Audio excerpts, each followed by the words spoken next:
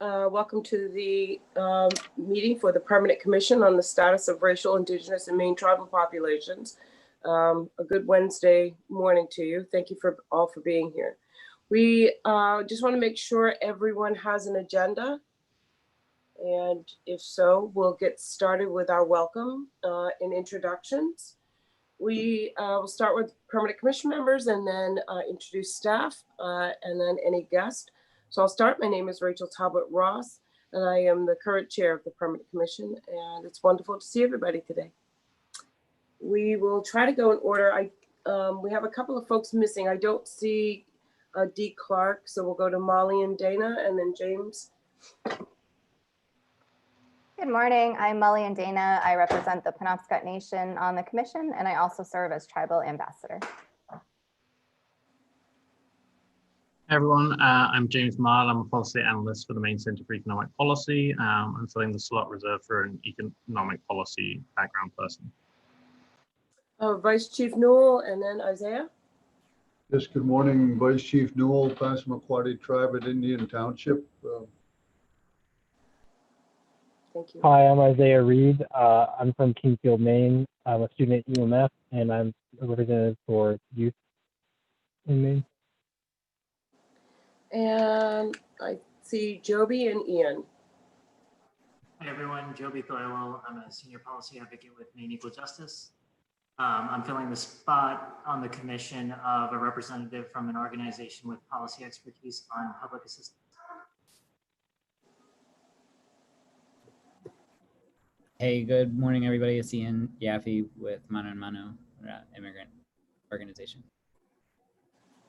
And I do see that Dee has just joined us. Dee, you want to introduce yourself? I am Dee Clark, Survive to Speak USA, and my seat is for Housing and Security. Thank you. And if other Permanent Commission members join us, we'll break and make sure that they introduce themselves. And I'll ask Cheryl Davis and then legislative staff if they'll introduce themselves. Hey, good morning. This is Cheryl Davis, and I am with the Maine Department of Labor State Workforce Board, and I am the administrative support for this commission. Good morning, everyone. Hi, everyone. I'm Katie Walsh. I'm the Communications Director in the House Democratic Office, and I'm joining the Commission as support staff for this particular initiative.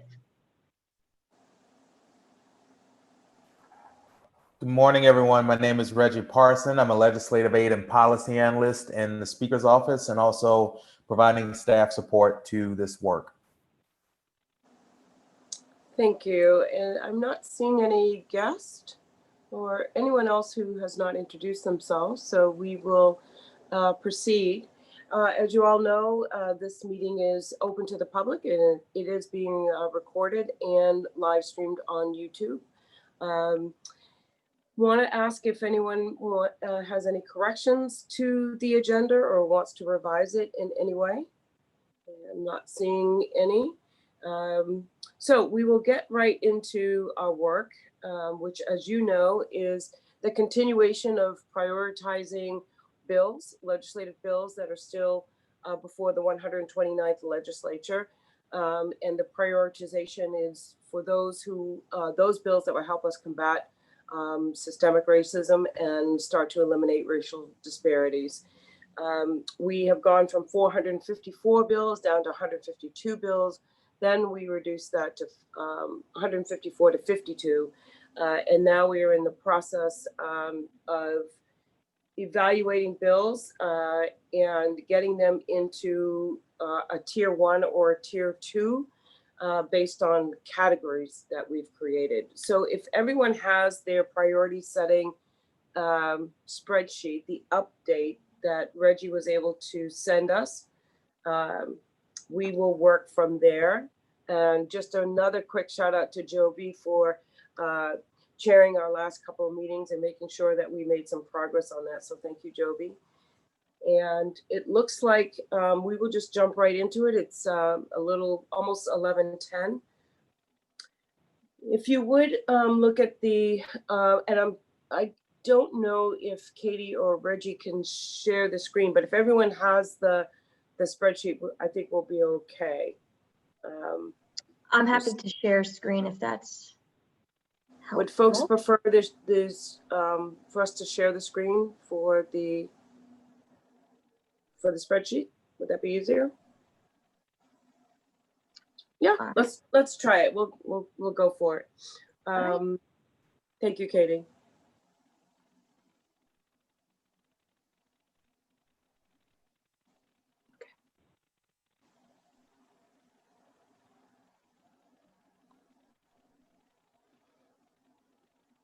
Great. So as you, we'll just quickly review the two categories that we were able to get through, which are employment and workers' rights and tribal sovereignty. I believe we completed those two because there's no longer any tier 3s there. Correct me if I'm wrong, any member of the commission, we are to begin at healthcare. Okay. And I think I also wanted to give James, James, you were able to provide the commission with some recent data. Do you want to share that before we go much further, or do you think it'll come up as we continue to talk? It might make sense to share it now. Yeah. You can send it around to folks, but I appreciate not everyone might have been able to have a look because they mostly pertain to the bills we already looked at a little bit. Mm-hmm. I mean, I think the short version, so I looked at a little bit at, because this question had come up, I think, in our discussions about sort of, you know, in the workforce ones, a lot of them looked at like public sector workers. And so the extent to which, you know, those are going to have an impact on racial equity. From what I was able to find, that there's, you know, I think both in the state government more broadly, or public service workers more broadly, and then when you look at education workers, there wasn't a lot to suggest that there really is a significant population of people of color working in those places, or sort of something not a disproportionate amount. Those workforces are still sort of 97% white, which is slightly more than the state as a whole. So that's for the state workforce in general. And even when I looked at the school support staff, and even when I tried to look at sort of the lowest earning school support staff, so folks like bus drivers and,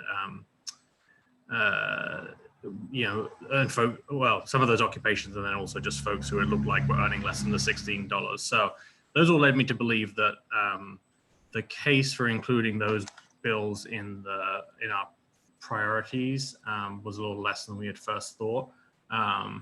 I mean, potentially, if we felt strongly, we'd still include them, but also if we were looking for ways to sort of pare down the list of bills, I would be inclined to potentially take some of those out. So those were 428, 900, and 1965 that all dealt with the state workforce. I know those are potentially priorities for other reasons. It just feels like there isn't a strong racial equity component to it. And then the other piece that I looked at was at the home health and personal care workforce. And in that case, we did confirm that those Black, Indigenous, and people of colors are slightly overrepresented in those industries. So I feel comfortable sort of keeping 399 and 2109 in our priorities, but I guess I would ask whether we want to consider not including those other ones, 428, 900, and 1965.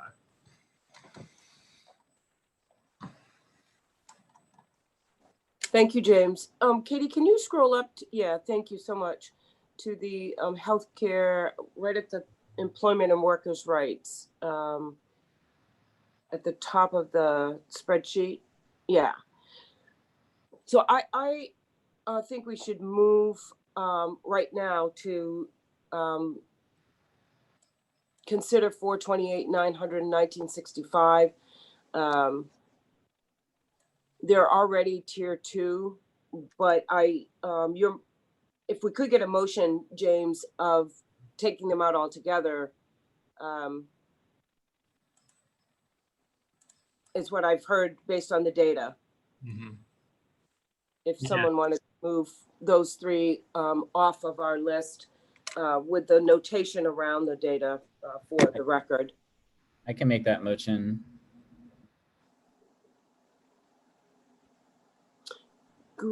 Okay, so Ian's moved 428, 900, and 1965 would be removed from our consideration as discussed and as will be noted.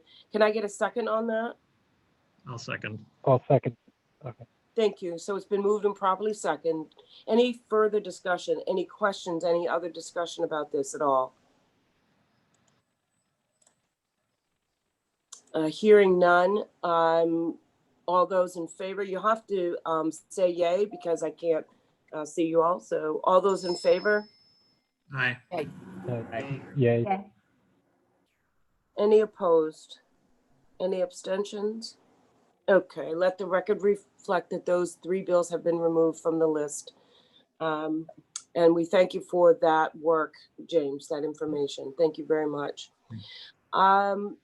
So James, before we get, we're good with tribal sovereignty, I believe. Before we get into the healthcare, you also provided some data on the rates of overdose and from either opiates or other drugs, illegal drugs. And that I think is really particularly to note and have a discussion about. Would you like to share that information before we get into discussing some of these bills as well?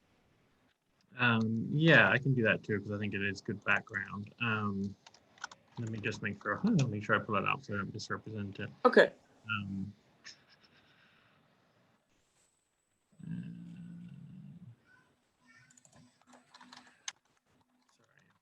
Sorry, give me 1 second.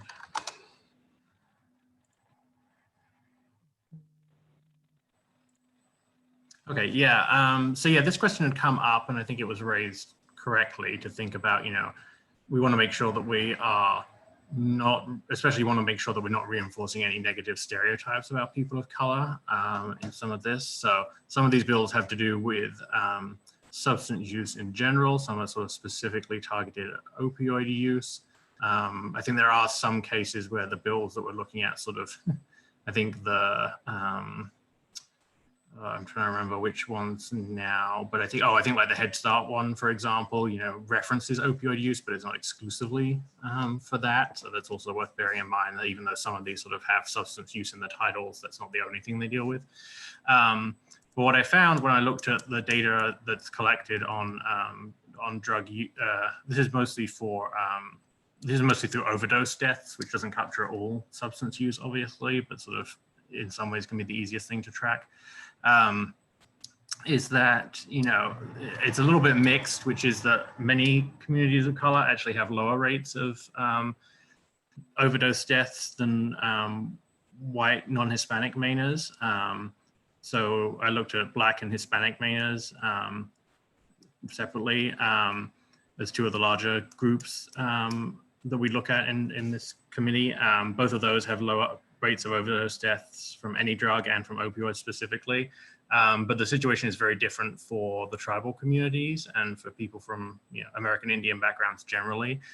The data there seems to show, and I think this was mentioned by one of the tribal members before, that the overdose rates in general are more than twice as high for both overdose deaths and opioid deaths generally. So that makes it a little more complicated. I mean, to me, it suggests that those bills that specifically deal with substance use, part of our commentary on them as the commission could be to highlight this fact and say that like more funding needs to go specifically to the tribal communities to address this, which I don't think any of the bills have that targeting in. But I'd certainly be super interested to hear from some of the folks who are representing the tribes on their thoughts on that, whether the data makes sense, and then also like what the path forward makes sense from their point of view.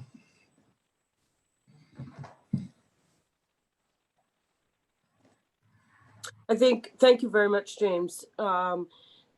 So I think this really helps the discussion that we had for the last maybe 2 weeks around specifically the opioid bills. And we can pick this conversation up when we get to discussing some of them in detail, but without any explicit strategy to combat and prevent within the tribal communities.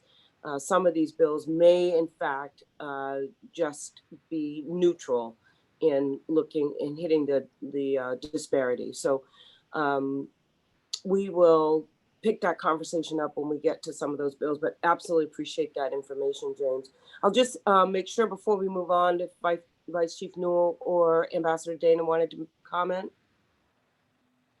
Yes, thank you. I consulted with our chief here, and we've participated in a class action lawsuit against pharmaceutical companies to try to address our particular level of issue with the opiate overdose deaths. And so, you know, this is I have kind of a biased position on it, of course, but I do appreciate the concern about the negative stereotyping of folks, and I share that same concern. I really appreciate that assertion and that concern, and I share that with you. And but I also share the truth when I speak. I share the truth, and I don't mind addressing the issue from my personal perspective. So I think the solution is already in play, you know, with the lawsuit and everything like that, in terms of our community. But I'm still in support of you folks and how you'd like to proceed with these particular bills that address that particular problem. Thank you. Thank you, Vice Chief. So I think we'll start with healthcare, and we can just run through these. It's about 11:20. 493 was a tier 1 from the Permanent Commission. It is lung cancer counseling. It's really a funding bill for annual screening for lung cancer, certain recipients to be reimbursed under Maine Care.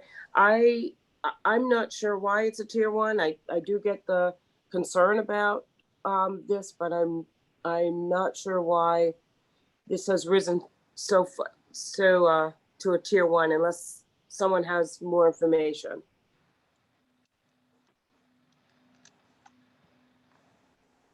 This is Isaiah.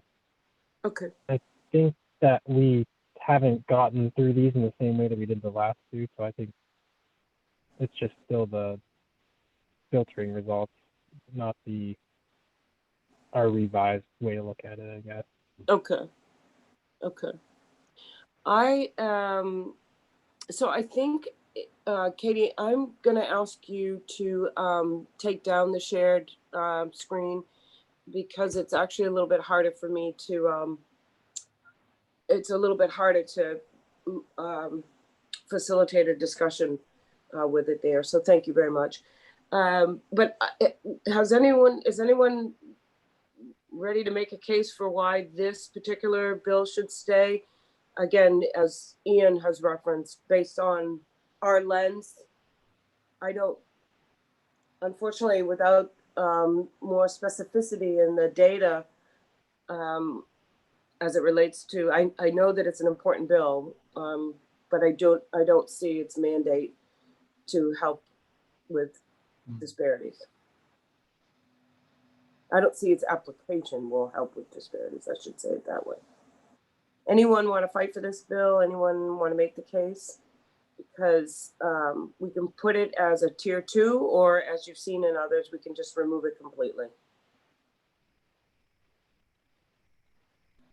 Yeah, I think that's fair. I mean, I think the Maine Care population is anything that expands Maine Care coverage is going to help with disparities. But I think this is relatively small. And yeah, I haven't seen any data, but I haven't looked. about what, if there were extra high rates of lung cancer within communities of color, that would be one thing, but I'm not sure that we necessarily know that. So I'd be okay with dropping in, I guess.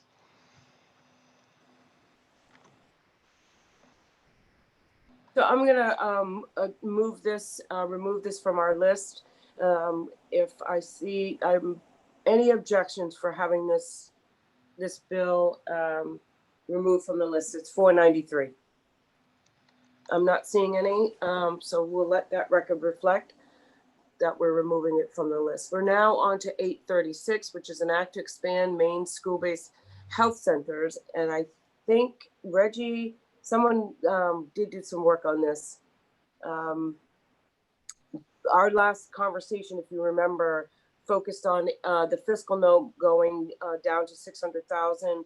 We figured that this may place health clinics, health centers in some rural area schools where the demographics may not prove to do much. I don't know, Reggie, did you have information for the commission? Yeah, I believe I sent it. It might have been last week, but or the week before that. But the HHS committee did remove the number regarding school-based health centers, and that was the only really major change it seems like they made on that. But I'm more than happy to find it again, what I sent before, and push it back up for everybody, if that helps. That would help because, of course, yeah, of course, putting health centers in schools is always a good thing, right? Mm-hmm. But it does depend on where this will land. It does geographically. So we will put a hold on that and come back to it. We'd like to switch to 1539, which is an act to provide Maine children access to affordable health care.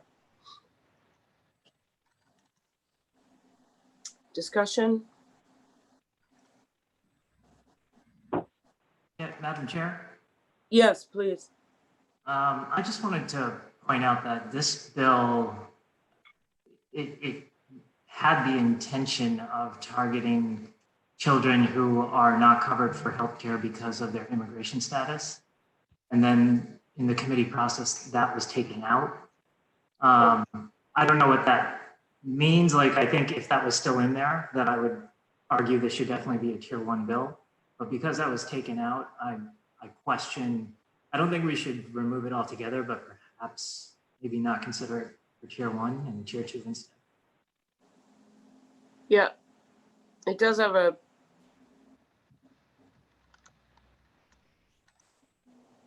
I was looking at the fiscal impact.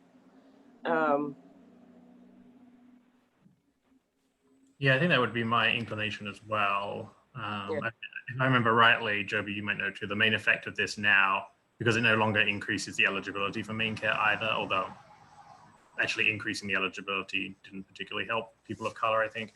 But its main impact is for people who are already eligible, but it removes the waiting period and it removes monthly premiums. And the populations, both that I can tell, the populations, both of people who are currently eligible and are not enrolled in the Maine Care Kids program are disproportionately people of color. So it should help more people to be able to enroll in that program. And also people who are already enrolled. There are a significant number of people of color in there who will no longer have to pay premiums. So I feel like it has some impact, but it's not especially targeted. So I'd be fine to have it as a tier 2 bill. Yeah, for me as well. Tier 2 is the suggestion. What are folks thinking? Tier 2, any objections to tier 2? This is just we will revisit these again. So let's I'm not seeing any objections to putting this down to tier 2. So 1539 we'll go from tier 1 to tier 2. That makes sense, Madam Chair. Yes, Reggie please. sent the information out on the school-based health centers, and I'm not sure if we want to make a decision on that, if it just makes sense to remove it from the list based on that it's really not specifically targeted for anything. I just wanted to make sure you know that had come out, and if if it seemed like it thought that we should remove it from this list rather than come back to it, that could make sense based on there isn't anything specific here as it stands at the moment. Thank you, Ian, and thank you, Reggie, for getting that information to us again. I knew you had sent it out and I'd seen it. So is this a tier 2? Or should we remove it? It feels a little tier 2 to me, but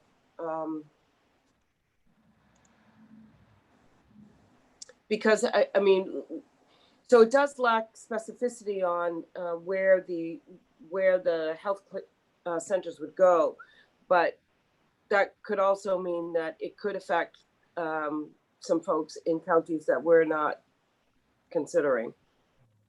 I mean, the lack of specificity is both a bad and a good. It could land where we need it to. We don't know. Feeling like it should be removed or tier 2? Anyone weigh in? Madam Chair, this is yeah, please. I guess I'm just adding to the indecision on it a little, but I feel like maybe without the data that we're operating like on a hunch by keeping it tier 2. So I'm fine with either, really. I don't have any strong feelings, but I do think that this may fall under like what we removed in the employment and workers' rights, where we don't really know. And so maybe it's maybe we're overreaching by trying to keep it. Okay. 836. The suggestion is to remove it from the list. Conversation, any objections? Okay, so we're going to remove it for now. 836 is gone. I want to just pause and welcome Representative Craig Hickman to our call. Representative Hickman, you there? I am here. Yay! Multitasking, but I'm here. Well, welcome, and just a wonderful job representing the state of Maine last night. This is a nonpartisan commission, but I just wanted to recognize that you did us all proud. So thank you. Thank you. We are on 1611, which is an act to support universal health care. First of all, does anyone know anything about this bill? Was it in their subcommittee at all? I was tracking this a little bit in the session just separately. I feel like the last thing I heard was that it was going to be turned into like a study committee. So, but I don't know that for sure. I don't know if any of the staff folks know that. That's what I was hearing as well, but I think because we adjourned early, I don't remember what specifically happened to that billing committee, but I can check back with the House chair to see if any movement was made before we left. I wonder if this is something, I don't know if the rest of the commission would want to do this, but I would suggest we hold up the idea of a universal health care perhaps in the last section of the report. And maybe we can reference this bill as being one of the reasons why it came up during this process. But the idea of universal health care would have a massive impact on health access, on healthcare access, on disparities in health outcomes. And so I wonder if it's just an idea that we'd like to promote.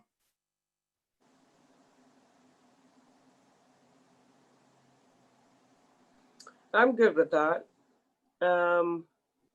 Reggie, if you want to check, that would still be great to know how to reference it in the report, what version we're referencing, but I think that's a really great suggestion, Joby. So it would not be within our priorities. It would come off our list, but we would use it as one of the forward-thinking examples for the 130th. Everyone good with that? Great. So 1611 will come off of our list. 1689 is the act to address the opioid crisis through evidence-based public health policy. So this is where the data that James just shared with us on the disproportionate impact to the Native American population here in Maine is particularly important, but the bill does not address that population in any specific way. So its likelihood of impact, it does decriminalize the crimes of furnishing or possession hypodermic needles. That's what this bill does. Fiscal note, $1,000,007. I seem to remember part of the discussion was that it would be helpful for setting up, needle exchanges, but that actually the number of people who are arrested and convicted solely for needle possession is really small. It's often tacked onto other crimes. So the actual impact on like reducing arrest rates may be pretty minimal even within that class. It is a tier 3 bill. So I will ask Vice Chief Newell if you'd like to keep it on the list, most likely as a tier 2.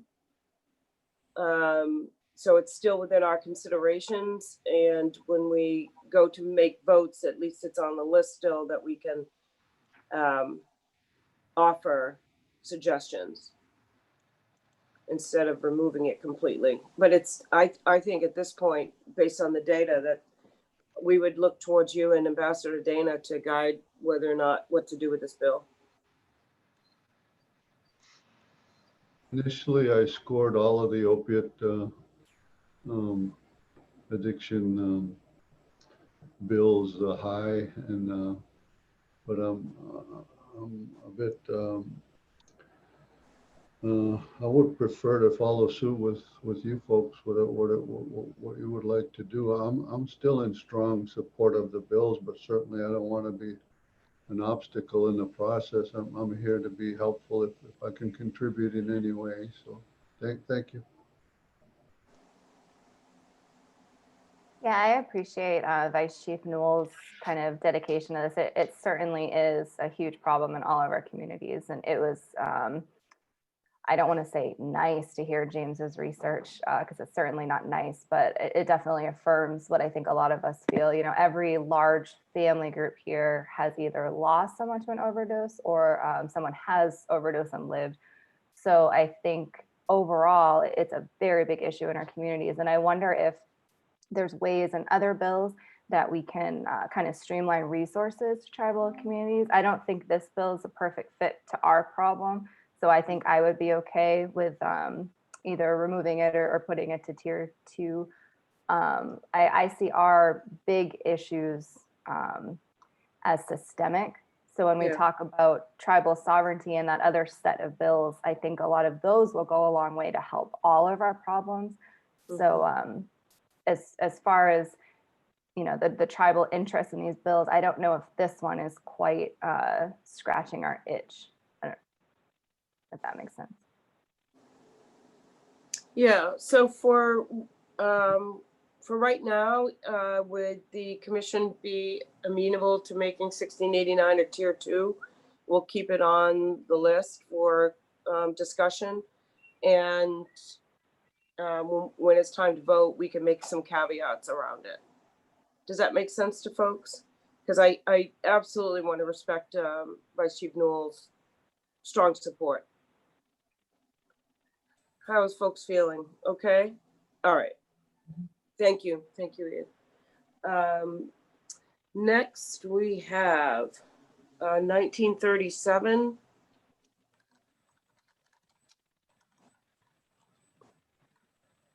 I believe. 1957? Oh, no, 1937. Yeah. Sorry. 1937, which was a tier 2 for us. Timely access to behavioral health services for Maine children to address trauma and the impacts of the opioid.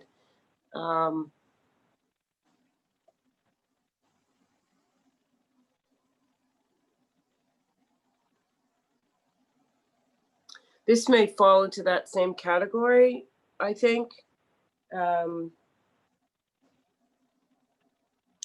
It's a quite a big fiscal note on it. It's a real commitment, a real investment. I was on a call about some of these types of bills yesterday morning, and I mean, it's clear that there needs to be just massive investment in both the behavioral health and the intellectual disabilities. I mean, and we haven't had that political will to do so. So I don't know what the status of this bill is. Reggie, 1937 ought to pass as amended. I think it falls within those same categories, James, don't you? Of these massive bills that, of course, there's going to be a benefit for that investment, but unless there's some real specific strategies to get to our populations, it may not touch the disparity much.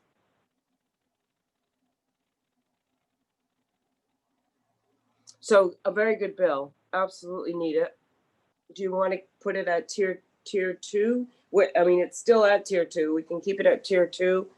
And then again, we'll I think we're going to get a report from the folks who are trying to write the report later in the meeting, in which we will siphon off some of these bills and be able to talk about them as investments that need to be made with specific investments and strategies for our communities. So at this point, it might be a stay at tier 2.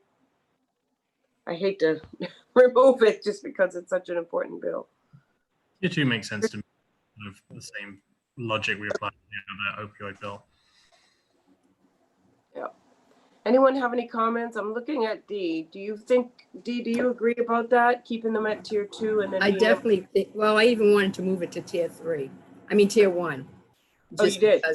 Well, it is really difficult to access any kind of mental health services in Maine if you don't have Maine Care, or even if they take Maine Care. But if there's something with opiates involved in it, that means probably CPS is involved. And that does not necessarily mean that child will have access to anything, regardless of their race.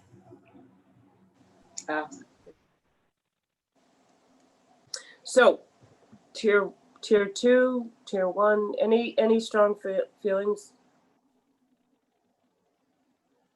I'm inclined to, unless there's I'm inclined to keep it at tier 2.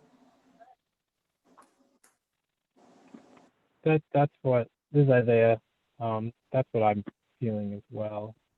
Just because, and I think what I said last time, my inclination is, unless something calls out an issue specifically and directly addresses it in our communities, then I feel like it falls under tier 2, and that doesn't mean it's bad. It just isn't. I think we should really support ones that directly address what we're looking for. Yeah. So tier 2 for that bill, 1937. Any objections? Not seeing any. Based on, again, on this, tier 1 has specific data to support. Tier 2 does not, but it's a good bill. So moving on to 1955, it's a promote cost effectiveness in Maine Care program, improve oral health in Maine adults and children. This is probably the same thing. Is that right? Unless someone has information or it was discussed in their subcommittee. We know this is very, very, very important. But again,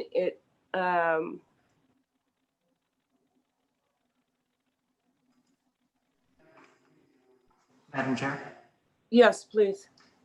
Yeah, I thought that, I think this bill, I would argue for moving to tier 2, not tier 1 for the reasons Isaiah has brought up a couple of times, that it doesn't specifically target communities of color, but it would have a disproportionate positive impact, dental coverage. There's research out there. I know one report from the assessment that was done is from Pew Charitable Trust that shows a variety of ways in how communities of color have less access to dental health care, both throughout their lives for children and adults, and the impacts that we know that has on your greater health, your ability to get a job.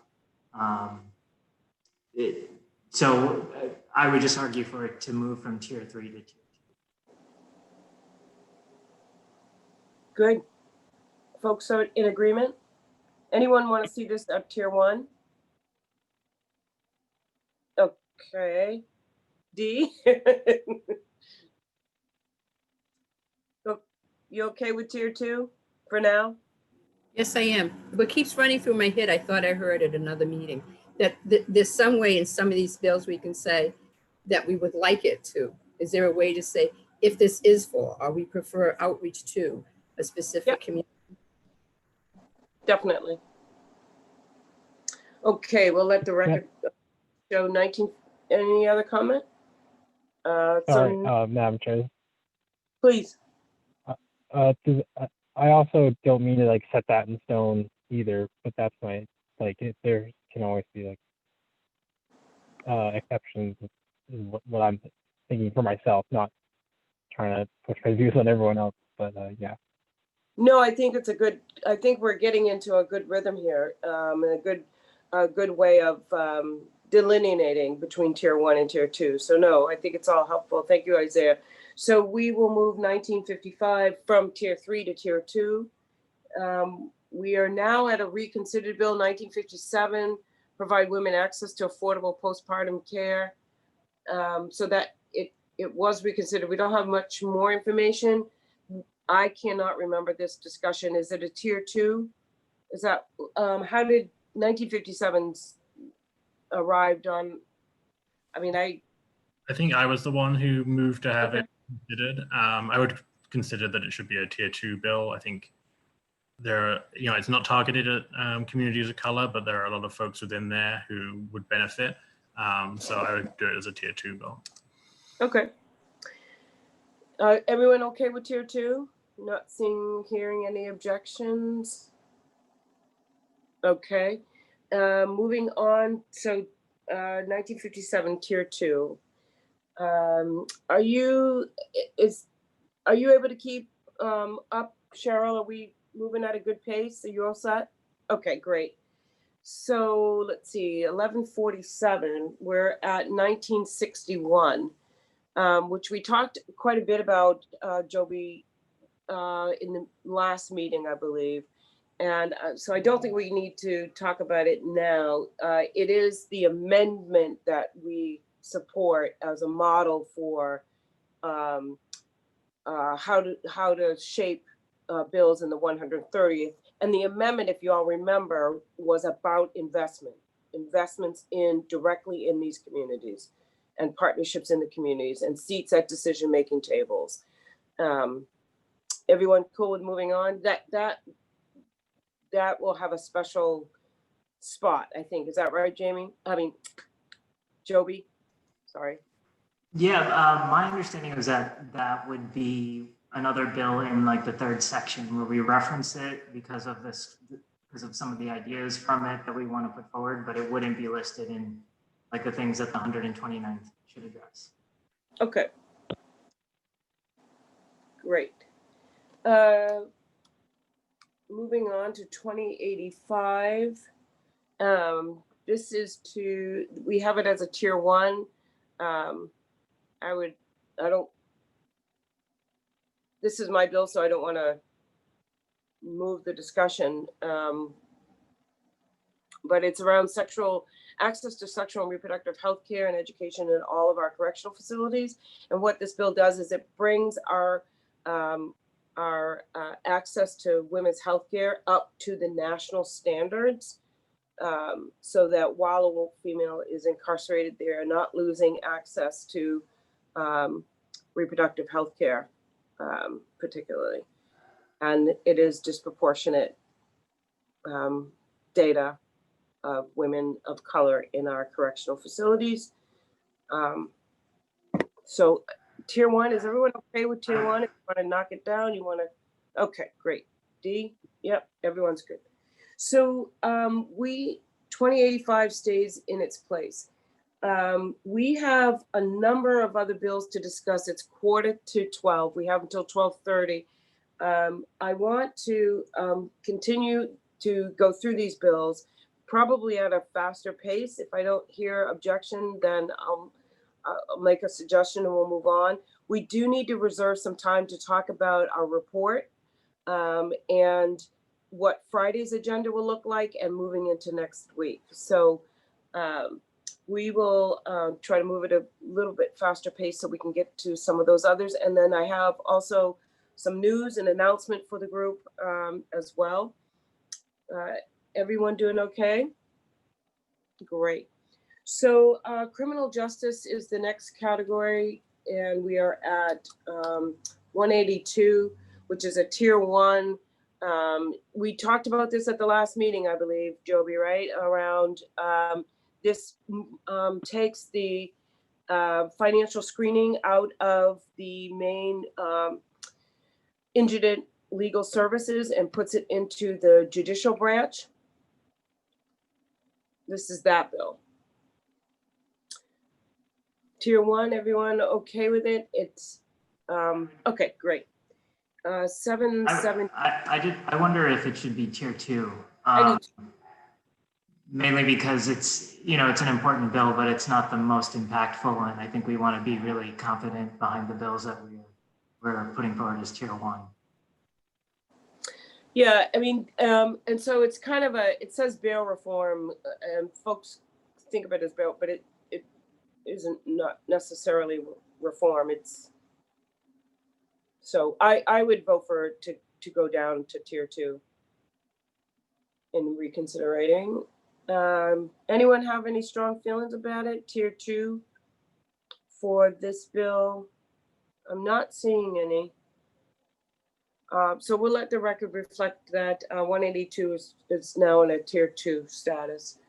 776 is a records bill, a criminal records bill.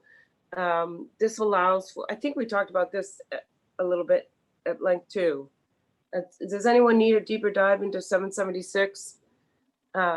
It is allowing, it removes the age range. There was a bill that sunsetted October last year, no, 2019, yeah, 2019. And it, so it is a sunset bill. We took it and we expanded the classifications for which you can apply to have your records sealed, and expanded it to include some Class D crimes. The original bill that sunset was Class E, only up to age 21. Now there's no age range, and we expanded the classifications for applying to the courts for your records to be sealed.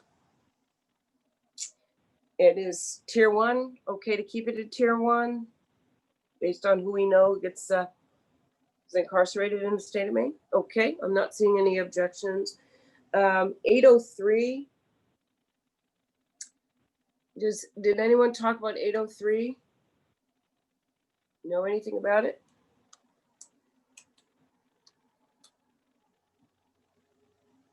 Divided report, it's a tier three. It was in our committee. Oh, sorry.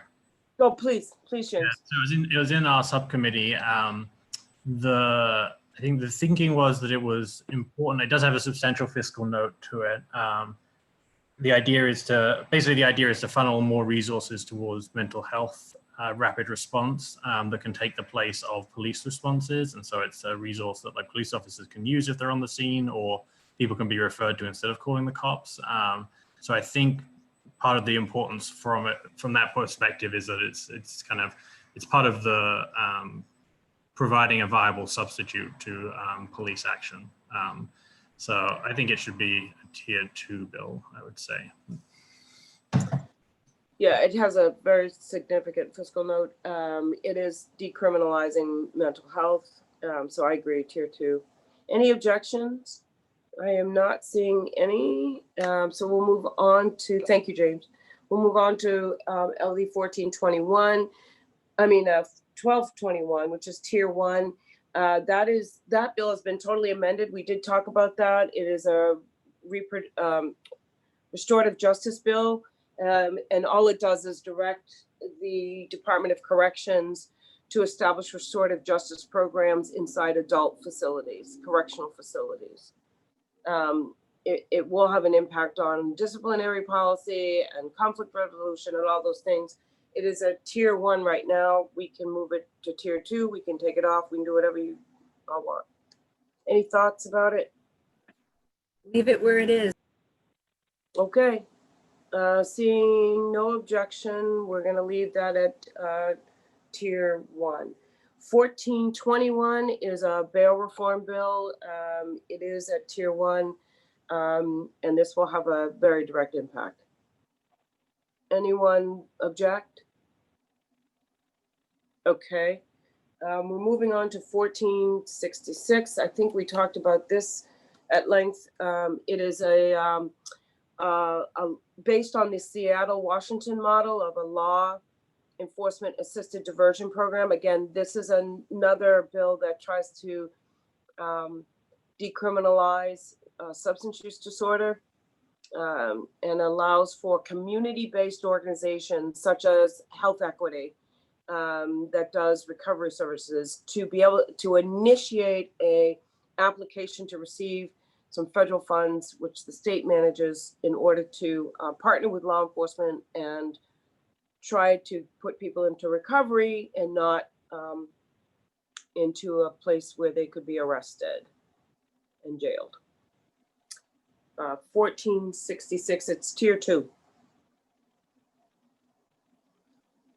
You want to move it to tier 1?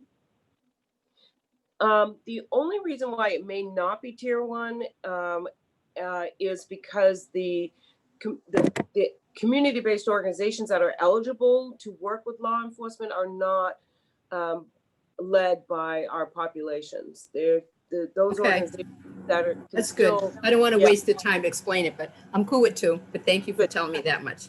Yeah, Sure, thanks. it's my bill, so I don't want to put it in tier 1. I can hit you up later. So tier 2, everyone okay? Looks like it. The next bill is, let's see, 1492.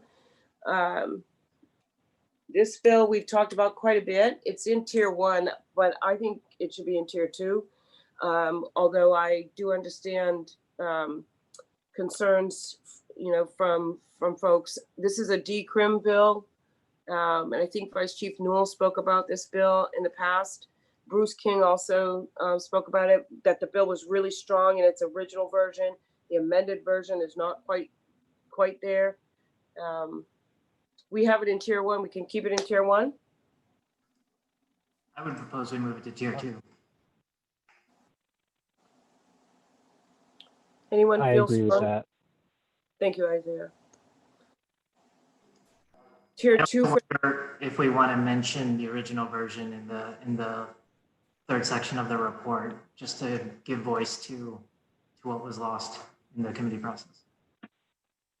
I think that would make sense. And that way we're honoring Vice Chief Newell's support for these types of bills, and also hearing what Bruce King was telling us around how the bill has been changed and is less impactful at this point. Okay, so tier 2, everyone okay with moving 1490? Okay, yeah. Reggie, did you have something to add? Yeah, this bill particularly, I know that the Criminal Justice Committee, in consultation with I'm assuming I think the Attorney General's office and like other stakeholders, worked really hard to try to come to consensus in the committee. I'm just providing another perspective from it, and I'm more than happy to send what I think the Maine DEA, what they proposed. I think that was ultimately the bill that came out of committee. I'm more than happy to send that amendment to the Permanent Commission if it helps. But I think most people probably on this commission probably know what the details are anyway. But just more than happy to send that. Yeah, something won't hurt. That'd be great, Reggie. Thank you. Mm-hmm. So what was the decision on 1492? Joby, you wanted to put it to tier 2 until we'll see what information Reggie has? Yeah, for now, I mean, we'll talk more about report drafting later, but I think I'm going to start to draft language around some of these that we flagged for that section. And so I'll look at what Reggie sends and still plan to draft some language around this bill for that section of the report. Okay. So 1492 tier 2. We're at 1756. This is a tier 1 bill. It is a bill related to the Secured Community Confinement Program. Don't mean to get into the weeds. We've talked about it. It allows for currently incarcerated individuals to apply for to take the remaining of their sentence after they've served 2/3. And they're within 24 months of being released out in the community. They would still be under DOC control. This is one of those bills that we know will have an impact because of the disproportionate populations in our correctional facilities, but it doesn't have language that specifies any particular strategy towards racial disparities. So just want to be real upfront about that. It's at tier 1. Does anyone want to change its status? Seeing none, we'll keep it at tier 1. 1964 was a bill that was reconsidered. Joby, this was, I think you talked about it last week. These are juvenile records, and lowers the age for, increases the age. It goes from 12 to 14, I think, of the age of which you can incarcerate a young person in the state of Maine. It allows for them to have attorneys. I think it's a tier 1 bill.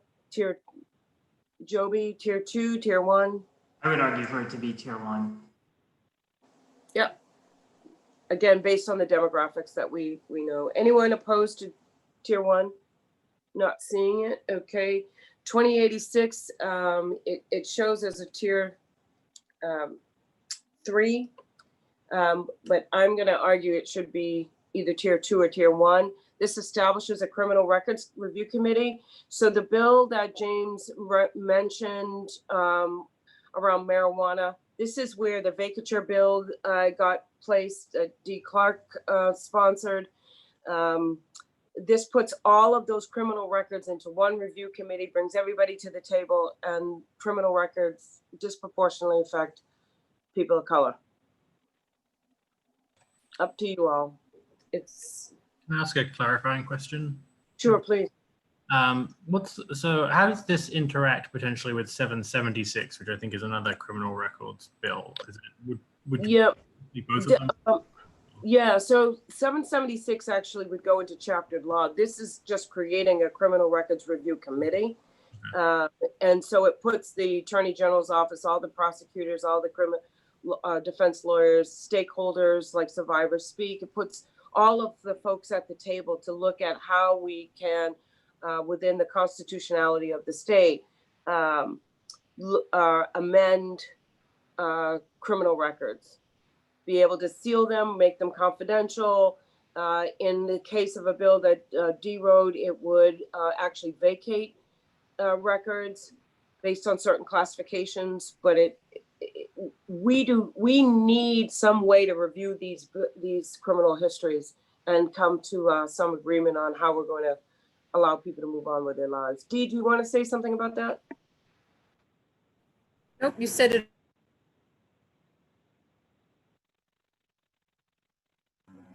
I was on mute. You said it all, but it does allow a process of how to do it. There is no process. So at the very least, we're reviewing them and trying to create that. So I'm right there with you, and I would keep it at a 1.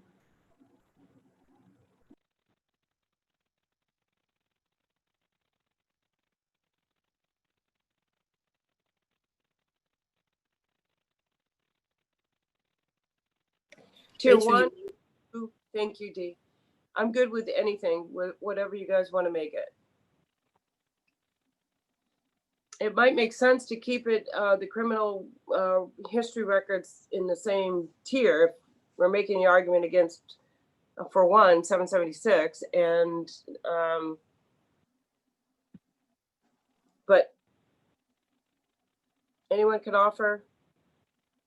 Madam Chair, Yes.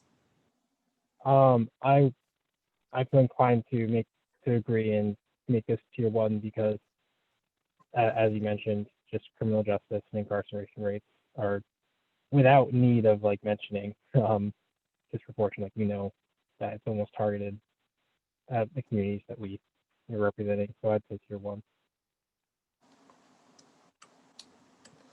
So why don't we do tier 1 for now? Thank you, Isaiah. And then again, we get to even further delineate as we keep moving forward. I'm sorry, this is such a tedious process. I know it's hard. 1684. I think I mixed up, Joby, 1964 and 1684, because this is the right to counsel for juveniles. This is definitely a tier 1 bill. Yeah, I don't know if we need much discussion about it. Everyone good? Yep, not seeing any objections. 2151, does anyone know anything about this bill? This is the Juvenile Justice Task Force, Joby? I mean, if someone else was going to say something, they should talk first, because I don't know much. Oh, no, sorry, no. 2151, the Criminal Justice Committee, I don't remember if it was unanimous, but I know it passed out of the committee. And it will require some state. So, but because we're not back in session, it hasn't made it to the table. But I know that the Criminal Justice Committee made also some tweaks to it. And I can try to find those details about what came out as amended. Okay. Yep. So for now, leave it at tier 2? I would just add that it appropriates $30 million. $2 million goes to the Department of Corrections and $1 million to DHHS for some sorts of services. We can have more information on like what those services are. Right now, I'm inclined to remove it because it gives most of the money to the Department of Corrections and doesn't really target it in any way that I see, but I'm happy to learn more. Okay, I think what we'll do, leave it at tier 2 till we can get some more information from Reggie, and then we'll consider it whether we should support it at all. We are now into basic needs, and it is 12:07. 920, LD 920, support local fruits and vegetables purchasing. We put that at tier 1 our last meeting, I think, based on what Representative Hickman provided. Is that correct? Okay, so we'll keep it there. 1134. Set aside funds from federal block grants for certain communities. Tier 1, we're keeping it there. I think, Joby, you spoke to this. I don't think we have to. Anyone wanted update on it? No? Yeah, I didn't speak to it. Oh, I don't have any. it's 1134, tier 1. I didn't see any objections. 1403 is general assistance law governing reimbursement. Tier 1. Good. Okay, moving right along. Go ahead, please. Sorry, I have a quick question. I believe 1403 was in, it was either 1134 or 1403. Is this the one that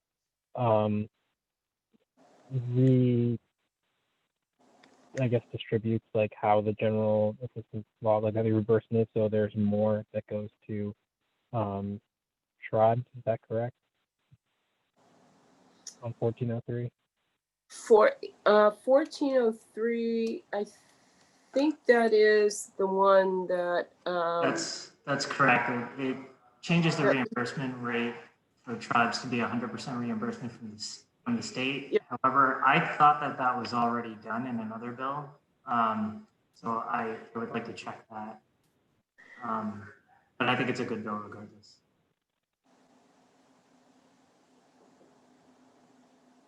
That, Yeah. you're right, Joby. It was done in a different bill. It was done in a bill that Representative Martin put forth in HHS. And it was written with Wabanaki Public Health. It was a stronger bill, I believe. But I don't know what the LD number is. If we could find out the LD number, that would be great. I almost think it was in the one we were just talking about, the 1134. Yep. I think it might be in that one. I know that tribes were talking about the block grants.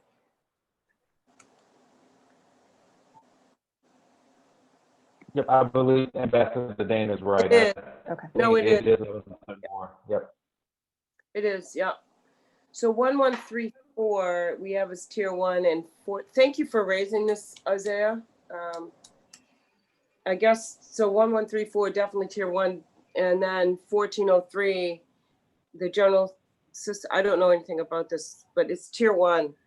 I'm inclined to think that anyone object to 1403? Because let me just look.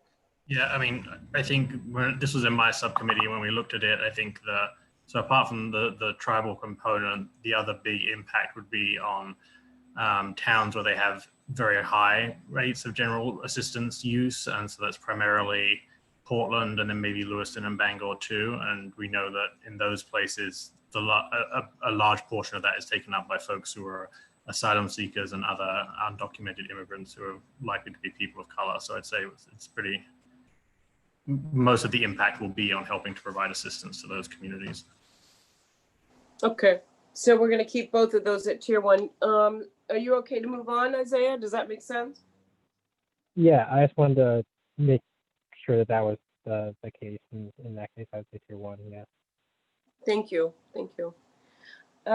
Basic rights, the first bill is 759. It's showing up as a tier 3. This is a funding bill for the Maine Human Rights Commission. And I think it should be tier 1, but I could be talked into anything. I don't know agree, why. but I thought we talked about it. Sorry, I didn't mean to I interrupt. did too. No.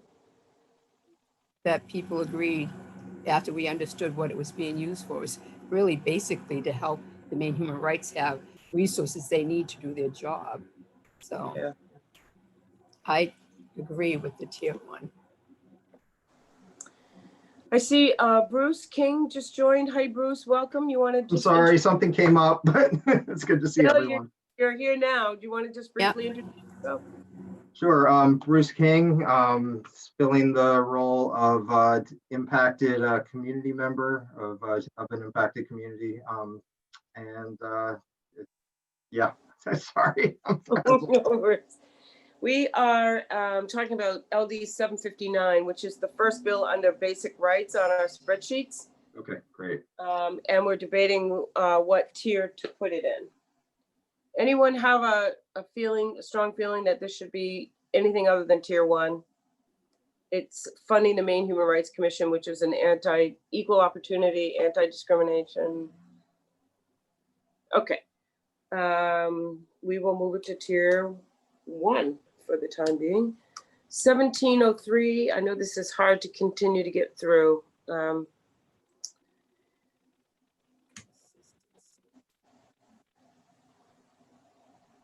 So 1703 also relates to the Maine Human Rights Commission. We have it at tier 1. And everyone good with keeping it there?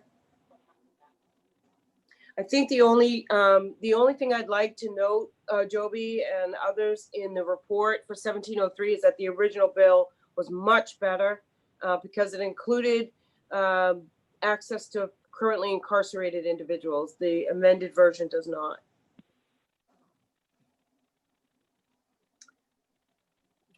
We are now at 2139.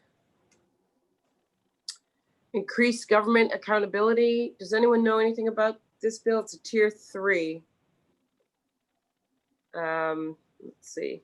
I think this was targeted at the, forget what the actual, of the Fusion Center, the secret police headquarters, and about, getting accountability around that.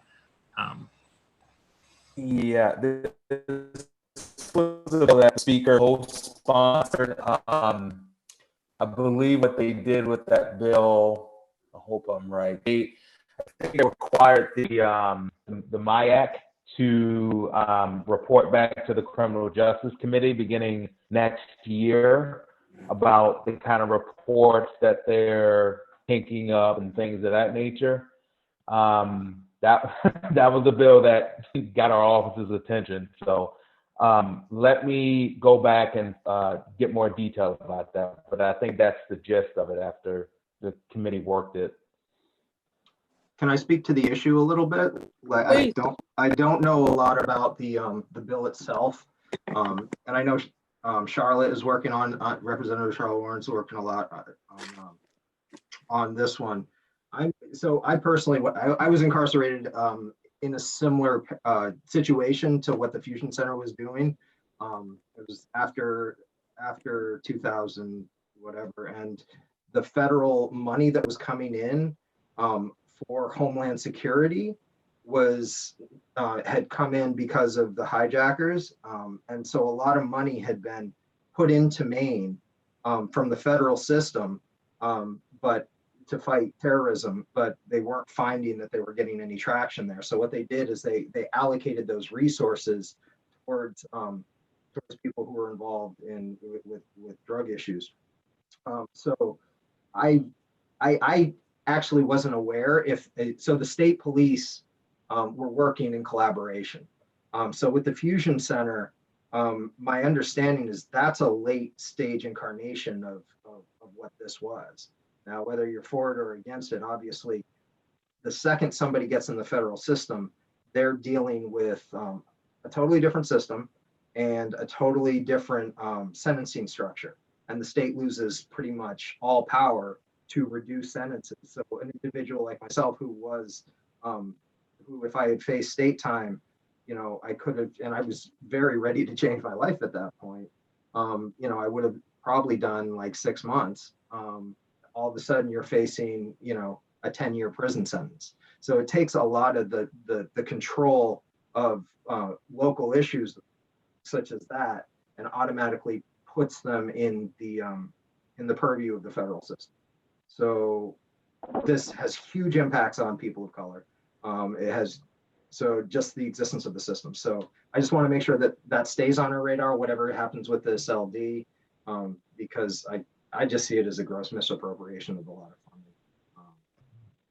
That's just my personal take on it. I do want to know, I just quickly looked, it's actually 2037 that is the one that directs MEAC to report back and to address this more specifically. I am not sure what this bill 2139 does do, but it's not that MEAC report. Yeah, I'm sorry about that. I confused it, because there were two things that the committee wanted to do with MIAC, yet the one that Katie was correct about was something that was agreed to by Maine State Police about this confirming the existence or non-existence of confidential information, and they have the amendment published.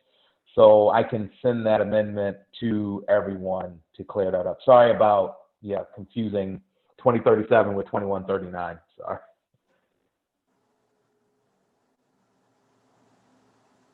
No worries. So you're going to bring information back. Is that right, Reggie? Yes.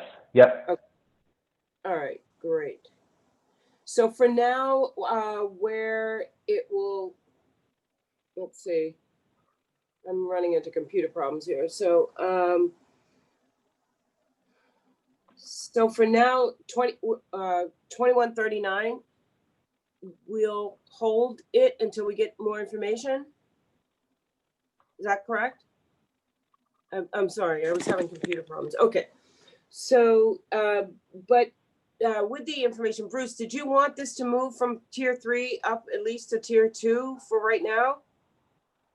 I would say that at least I want to make sure that the issue makes it into, or the existence of the Fusion Center and at least discussion around how problematic it can be is reflected in the sentiments of the, you know, that we're putting forward. Now, Okay.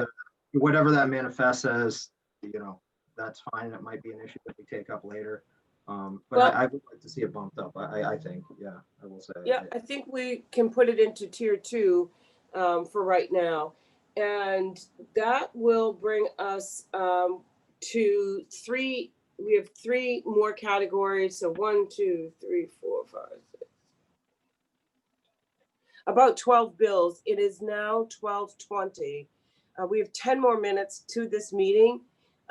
We can leave those remaining 12 for Friday. It was our hope we'd get through all of them today, but that's not going to be the case. So we could continue and do at least 4 more bills with the remaining of our time, or we can shift over to talking about the report. And again, we do have an announcement. We have 10 minutes left. You want to save the remaining bills for Friday? I think we should do that. Okay. Not seeing any other objection. So let's put a hold on these bills. We'll pick up at housing/homelessness, do education and wealth and income on Friday. But for now, I'd like to get an update from Joby and Katie and those who have been participating. I don't know if it's been Ian, if you've been involved in those discussions, but your subcommittee on the report, if you guys could give us an update, that'd be great. Sure, I'll go, and Katie and others, please fill in if I'm leaving anything in particular out. The subcommittee is Isaiah, Garrett, and Katie and I. And we have begun drafting the report. And I think Katie had mentioned before, we're trying to draft it in a way so that once we have like a list of bills for that we think should move right now, we can plunk those in. And our plan is to bucket them by themes, like the themes that we're looking at right now. And then there's going to be a section after that that is going to include other concepts, policies that we've discussed through this process that we want to move forward and promote for the 130th legislature. The update really is that we have continued to do some more drafting.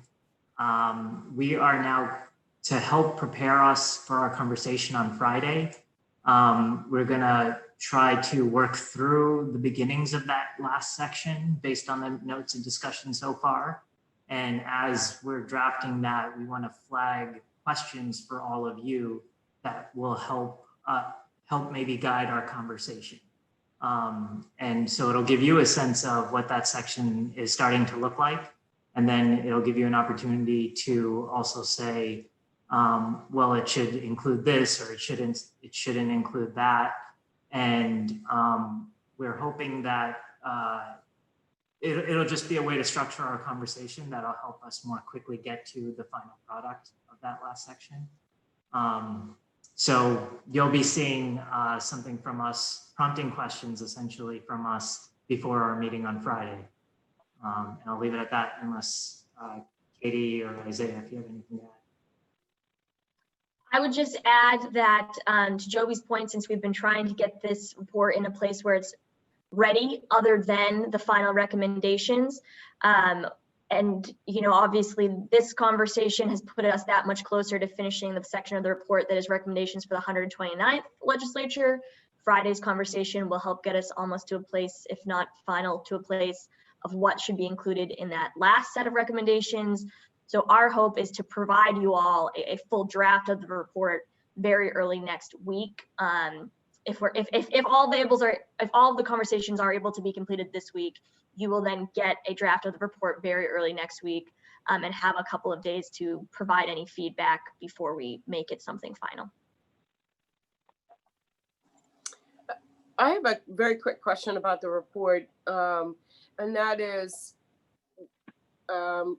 there a need, or perhaps we've already talked about it and I don't remember, but is there a need to be able to cite some of the data that we're using in making our determinations? I'm thinking of the Yeah. conversation we just had around opioid, the impact. I think, well, so first of all, I should thank you for bringing that up, because I should mention that I have taken extensive data from everything James has produced in the past for this commission and for MESEP in general, and used that in a lot of the framing of the report. I don't think the way that we're talking about it now, we won't need to go too nitty gritty on some of the data for the subtopics. But just so you know, we have been citing data pretty frequently throughout it so far. Okay, great. Any questions from commissioners about the report? I'll just add my thanks to Isaiah and Joby and Katie for taking the lead and getting us to where we're at. And we look forward to reading the first draft next week, early next week. Thank you for all that heavy lifting. 12:25, just want to, a couple of announcements. One is, as you know, Dr. McCann was not able to join us as a scholar on this committee, but Bruce King and I had a great conversation with Professor Marcelle Medford. She is in the sociology department at Bates College, African-American professor, female, which I'm glad to add another woman to this commission, I must say. She has accepted the invitation after our discussion, and the Senate President's office is in the process of getting her an official letter from Senator Jackson today. I believe they were going to get that done right away. And so Professor Medford knows where we're at in our work and looks forward to joining us probably as soon as next week, as we finish out this initiative and then move into our strategic planning process. Bruce, did you want to add anything about Professor Medford being able to join us, which fills out all membership categories for the commission? I'll just say, anybody who was fortunate enough to catch her talk during the series that Ali had put on probably can understand why we reached out to her, and I think she's going to add. I think she's going to add a lot of different perspectives. Not only having the educational background, but also having her, having her foot in the educational world, which is one of the disparities that we are trying to address. So, yeah, I'm excited about having her on board. And I will just add that one of the pieces too that she'll be able to bring is her work really looks at diasporas. And so to the extent that we can connect this to, an international lens and a global lens, her scholarship does.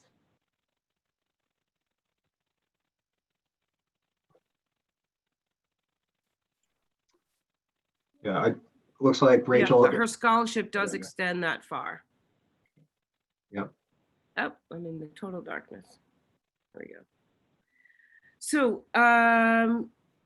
the next announcement is a really good one. And can you all hear me?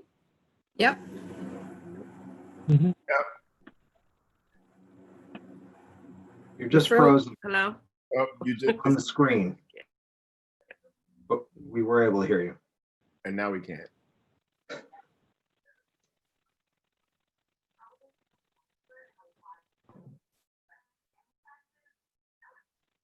Hi. You're back. Can you guys hear me? No? Okay, now. Yes. Yes. Sorry about that. It might. Very quickly, the last announcement is we were awarded $50,000. The Volunteers of America. Volunteers of America applied for a grant. It's for 1 year funding. And Volunteers of America can use that $50,000 to hire a staff person. They're going to hire a person who will work for the Permanent Commission. So at not next week, we'll be finishing up this work with for the legislature. But immediately after finishing up our work, we're going to go into a strategic planning process. I'm going to ask for an allocation of monies to go to a consultant and take us through about 2 days of one full day and then 2 half days or 4 half days, however you all want to do it. But we will go through a strategic planning process and then make some decisions, budgetary decisions, and hiring decisions. But that money will get us at least a staff person that we're calling a research analyst for the next year, which will complete our first term on the commission, because we have 2-year terms. We're coming around our first year. So we will be able to hire staff going into the next level of our work, which is really, really exciting. And we give our thanks to the Volunteers of America for applying for the grant and being able to use it towards our operational needs. We also got 2 smaller grants, one for $2,500 from the Maine Initiatives, and we were just awarded a $2,000 grant from the Maine Community Foundation. So the Department of Administrative and Financial Services now there's a line item in the state's budget that shows the permanent commission. And we now have some money in order to do some of our work. I think training was way up there and getting the strategic plan written. So after next week, our meetings will shift because we've been meeting twice a week. Our meetings will shift and we need to make a determination on how often you want to meet. Prior to this work with the legislature, we had been meeting every 2 weeks. We can go back to that or once a month, however you all want to do our work, but be prepared to talk about it probably by the end of next week. And Katie, I'm guessing next week we'll have our Wednesday meeting and a Friday meeting to conclude all our work, or are folks up for just one meeting next week for maybe extending it to 2 hours instead of 2 separate meetings? It's totally up to everyone. Yeah, I would prefer to you all. If you're not able to complete the conversations by Friday, I think having Wednesday would be needed just as far as being able to finish the report. But if you are able to finish the conversations around recommendations by Friday, then I think that next week you could likely just do one. Okay. So folks, we'll see how far we get on Friday, and then we'll make a determination about the following week for our schedule. And then we'll start to move on to getting ourselves organized and in a strategic work plan for the rest of the fall, moving into the 130th legislature. Remember, we advise all 3 branches of government, judiciary, executive, and legislature. So we'll have to talk about how we can fulfill that part of our mission over the next 2 weeks. Does anyone else have any announcements? Any work at all? Yeah, please. I just wanted to mention that as we're working through the report, we might be in touch with particular members who know more about certain bills and certain issues. So just, I ask that you be ready for that. Anyone else want to add anything? Closing thoughts? Anything coming up? Seeing none, I want to again thank Representative Hickman for joining us and absolutely the work of the staff, Reggie and Katie and Cheryl. We truly appreciate all of the work that you're doing on our behalf, and would just say that I look forward to seeing you all on Friday. If anything comes up, feel free to reach out, and I just need a motion to adjourn. Motion to adjourn. Second. It's been moved and properly seconded. Any discussion? I'm seeing none. I think we're ending on time, or maybe 1 or 2 minutes early, but enjoy the rest of your day, and we'll see you on Friday. Thank you for all the work you're doing. Thank you. Bye. Bye, everyone.